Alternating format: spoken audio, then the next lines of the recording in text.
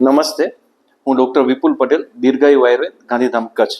આજે આપણે વાત કરીશું એક સર્વાઇકલ સ્પોન્ડિલોસિસના પેશન્ટની, જેમને ગરદનમાં નસ દબાતી એના કારણે હાથમાં દુખાવો થતો, હાથમાં ખાલી ચડી જતી, રાત્રે ઊંઘ નથી આવતી. આ બધી તકલીફોના કારણે એમને ઓપરેશનની સલાહ આપવામાં આવી હતી, પણ આયુર્વેદની ચિકિત્સાથી એમને બિલકુલ સારું થઈ ગયું છે. અત્યારે કોઈ જ તકલીફ નથી. આજે એમનો આપણે ફીડબેક લઈએ. મારું નામ જલ્પા મહેતા છે. મને હાથમાં તકલીફ હતી, અમદાવાદ બતાવવા ગઈ તો ડૉક્ટરે મને સજેશન આપી, દવા આપી, ચાલુ કરી 15 દિવસ. મને ઓપરેશનની સલાહ આપી, પણ મારે ઓપરેશન કરવાનું નહોતું. અને પછી હું ઘરે ગાંધીધામ આવી ગઈ. ગાંધીધામમાં એક ફ્રેન્ડ મળી મારી, એને મને ડૉક્ટર વિપુલ પટેલની વાત કરી કે તું ત્યાં મળ અને એનાથી તને સારું થઈ જશે. સરને મળવા આવી હું. અત્યારે મને હાથમાં સારું છે. દવા ટ્રીટમેન્ટ કરી 3 મહિના, અત્યારે એકદમ સારું છે. મને કોઈ દવા ચાલુ નથી. અત્યારે 1 વર્ષ થઈ ગયું એ વાતને.